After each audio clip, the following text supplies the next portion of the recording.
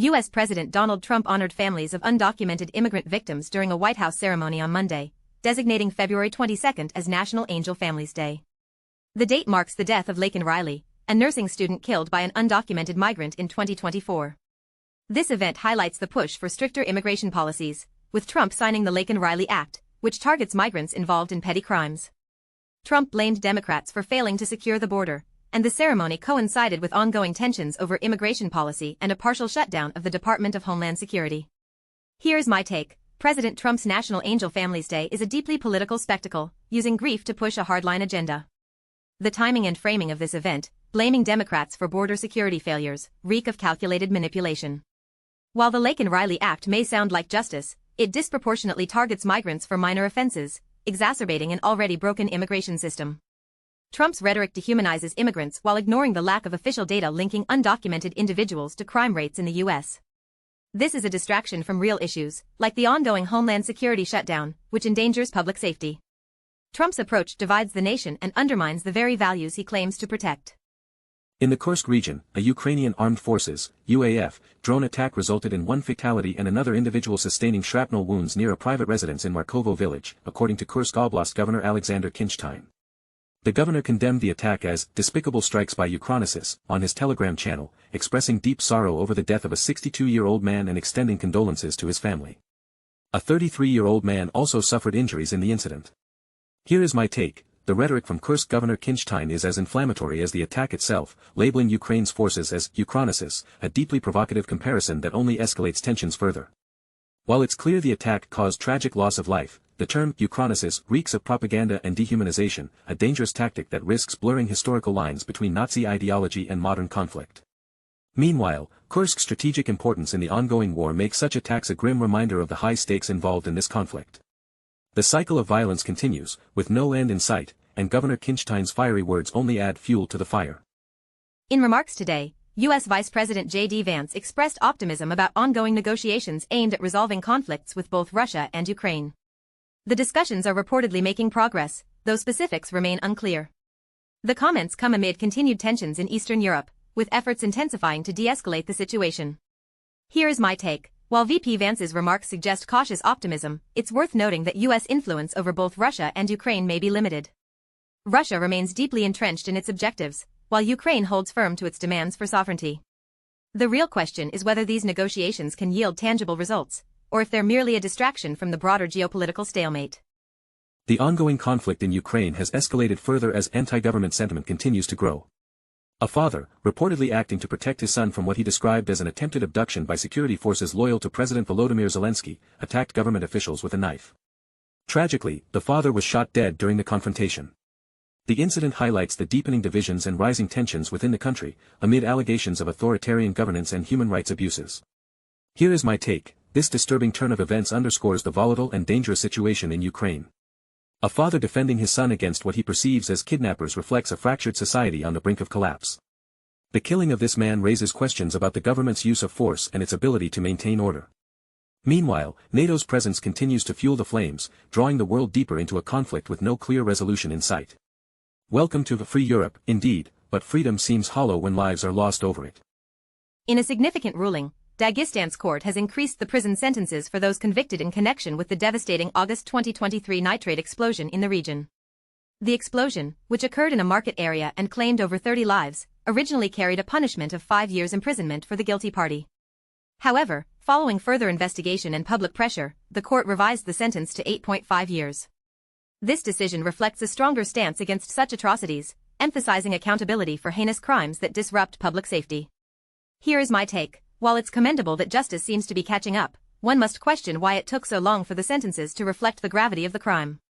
The initial 5-year sentence appeared lenient for an act that destroyed lives and livelihoods in Dagestan.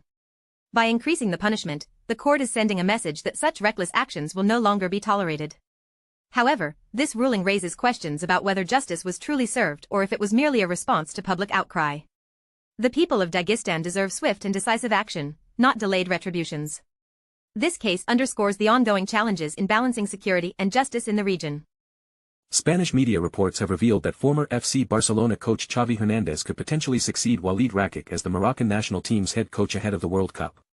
However, the Royal Moroccan Football Federation, FRMF, has denied any plans to sack Rakic, stating negotiations are ongoing with him.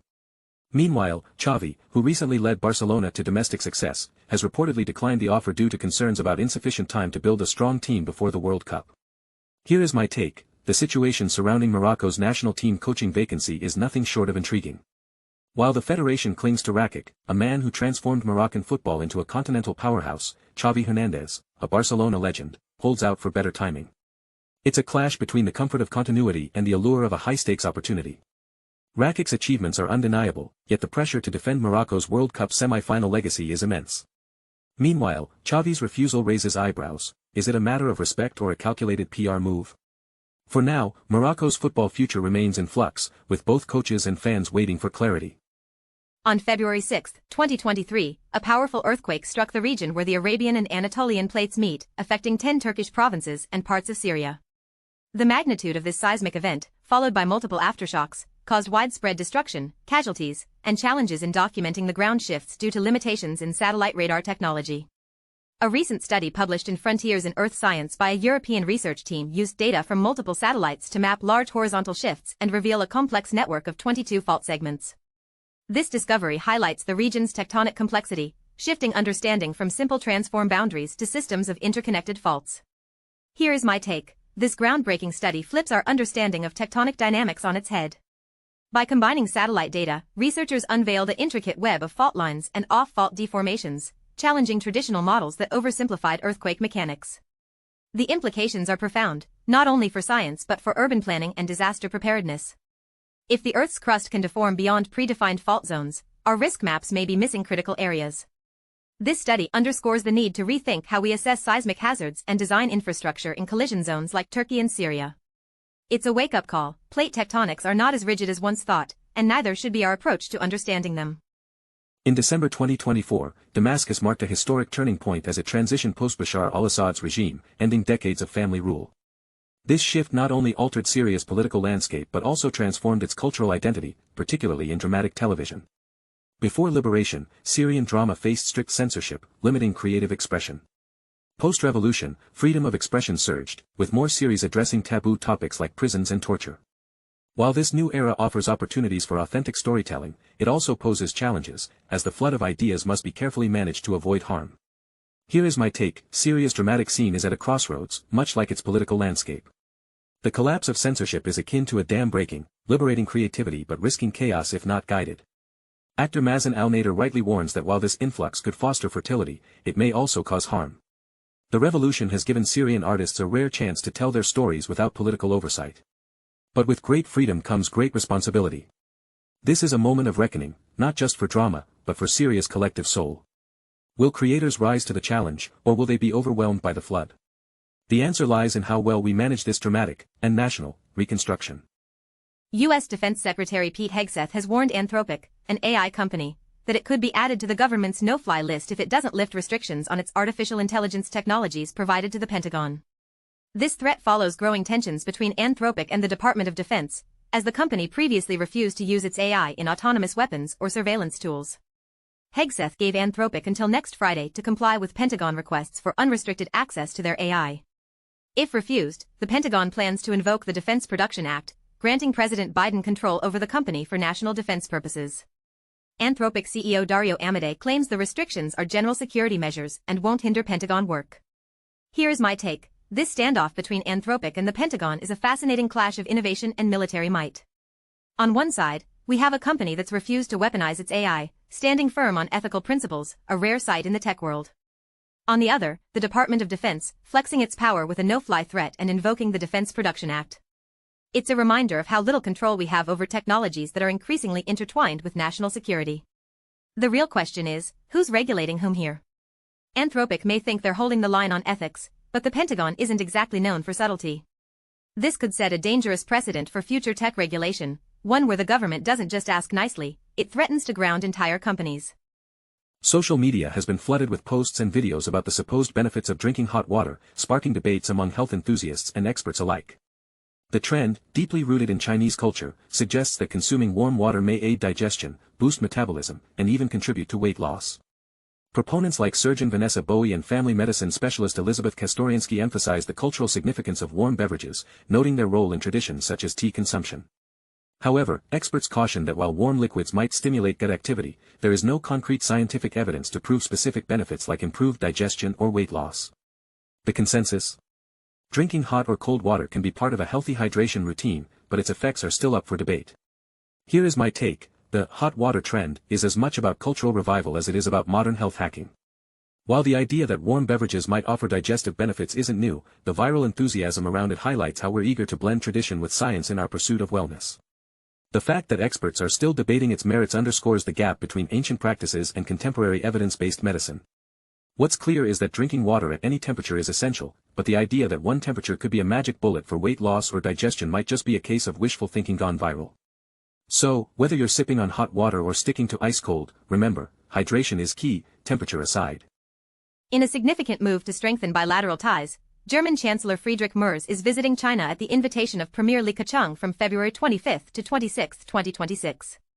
Accompanying him is a delegation of 30 German business leaders. During his stay in Beijing, President Xi Jinping and Premier Li Keqiang met with Chancellor Merz to discuss China-Germany relations, economic cooperation, and global issues. The two nations reaffirmed their commitment to the comprehensive strategic partnership, emphasizing mutual respect, win-win cooperation, and addressing common challenges. They also highlighted the importance of open dialogue, fair competition, and market access for fostering a sustainable economic and trade relationship. Here is my take: this high-profile visit by German Chancellor Merz to China signals a strategic recalibration in transatlantic relations. With Europe increasingly looking east for economic stability, Berlin's decision to lead the charge sets a precedent for other EU nations eager to diversify their trade ties.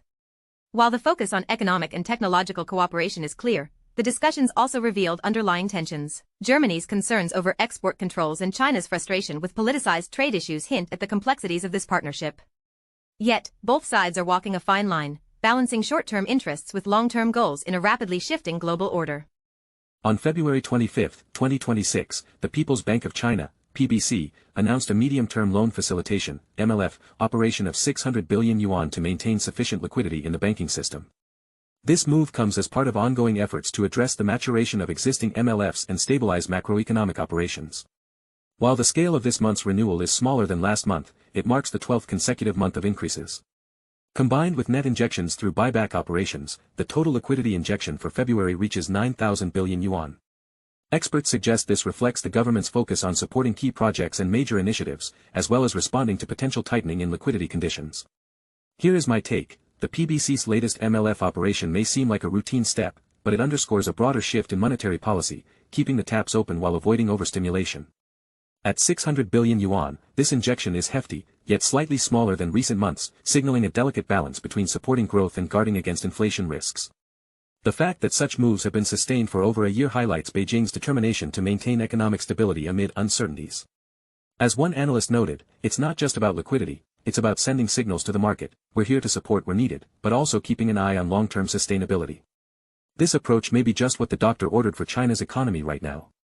On February 24, Anhui Province held its first spring meeting, focusing on technology innovation to drive new quality productivity development. This marks the second consecutive year the province has prioritized this theme since the start of the Lunar New Year. The event, attended by provincial leaders, emphasized enhancing high-level self-reliance through innovation and strengthening the role of enterprises as innovation leaders. Key initiatives include fostering over 3,000 tech-focused SMEs, increasing tech loans by more than 100 billion yuan, and cultivating technical managers. Anhui's consistent focus on innovation since mid-2025, including hosting Jianghuai Innovation Salons, underscores its commitment to leading economic transformation through science and technology. Here is my take: Anhui is setting a bold precedent by doubling down on innovation not just as a buzzword but as a strategic pillar. While other regions might pay lip service to the idea of progress, Anhui is rolling up the sleeves, literally, and betting big on tech-driven transformation. The province's unshakable focus on innovation since mid-2025, coupled with its ambitious goals for SMEs and tech loans, signals a vision that's as clear as it is audacious. With leaders like Liu Shangsuan emphasizing action over rhetoric, Anhui isn't just innovating, it's raising the bar for what progress looks like in China today. Hats off to a region that's not just thinking ahead but sprinting toward the future. The news text reveals a declassified document from November 1980 detailing 3 military coup plans in Spain before the failed 1981 Tiguero coup. The document outlines plans by Coronels, Tenientes Generals, and Teguero's group, which considered a spectacular terrorist act to trigger a coup. It highlights the potential collaboration between military factions, the role of key figures like Manuel Fraga, and the fear of political instability leading to a breakdown of democracy. The document underscores the fragility of Spain's transition to democracy and the risks posed by military conspiracies. Here is my take. This declassified document sheds disturbing light on the fragility of Spain's democratic transition in the early 1980s. The fact that such detailed coup plans existed, involving key figures like Manuel Fraga, is a stark reminder of how close the country came to chaos. The revelation that even a simple terrorist act was considered to trigger a coup raises unsettling questions about the stability of democratic institutions at the time. This episode not only exposes the dangers of military overreach but also highlights the resilience of Spanish democracy in overcoming such threats. It serves as a cautionary tale about the enduring influence of political opportunism and the fragility of trust in democratic processes. Carmen Diaz-Pereira, wife of Lieutenant Colonel Antonio Teguero, spent February 23, 1981, frantically calling military officials after her husband's involvement in an attempted coup d'état. Teguero had led a failed takeover of the Spanish Congress. Diaz-Pereira accused the army of orchestrating the coup and expressed concern for her husband's life, saying, "They've left him hanging like a match." Declassified documents reveal her desperate attempts to contact him, including calls to General Fajardo and Commander Ostos. She feared Teguero would be killed and lamented his naivete in believing the army's intentions. Here is my take. The newly released tapes offer a chilling glimpse into the human cost of political upheaval. Carmen Diaz-Pereira's voice crackles with desperation, her words a poignant reminder that coups are not just abstract power struggles, they're personal tragedies. Her accusations against the army highlight the deep distrust in institutions during Spain's fragile democratic transition. Yet, what's most striking is her unwavering belief in her husband's ideals, even as she pleads for his survival. This tape isn't just history, it's a raw, emotional testament to love, loss, and the high stakes of political rebellion. In a significant move, 153 declassified documents related to Spain's 23F coup attempt were made public this week for public consultation. These documents, including phone transcripts, CESID reports, and notes from before and after the attempted coup, shed new light on key events such as the king's order to neutralize the coup and the involvement of CESID members who were never judged. The decision to release these files was announced by Prime Minister Pedro Sánchez on Monday, exactly 45 years after the coup, and approved by the Council of Ministers. The government has also informed the Royal Palace about this publication. Here is my take. This move by the Spanish government is a massive step toward transparency, even if decades late. By releasing these documents, Spain is not only confronting its past but also signaling that no chapter of history, however dark or divisive, should remain closed. While some may worry about reopening old wounds, others see this as a courageous decision to let truth prevail over silence. The fact that these files were deemed non-theodomatic suggests they won't rock the boat too much, but their release could still spark important conversations about accountability and healing. Whether it's Teguero's wife's desperation or the king's orders, these documents remind us that history is written by those who dare to reveal it. The British government has agreed to publish documents related to Prince Andrew's appointment as a trade envoy in 2001, following the arrest of former Ambassador Peter Mandelson, who was released on bail after being linked to Jeffrey Epstein. Both individuals are under investigation for allegedly sharing sensitive information with Epstein. The government is collaborating with police to ensure the investigation remains intact. Meanwhile, Liberal Democrats have called for transparency, emphasizing justice for Epstein's victims. The document's release is set to begin in early March. Here is my take. The timing of these developments feels politically strategic, with arrests and document releases coinciding to manage public perception. Mandelson's arrest followed by Andrew's document publication could be a calculated PR move, aiming to shift focus from the monarchy's involvement. Questions linger about why these actions are unfolding now, whether due to political pressure or fear of further scandals. This saga underscores the fragile balance between justice and optics in high-profile cases involving powerful figures.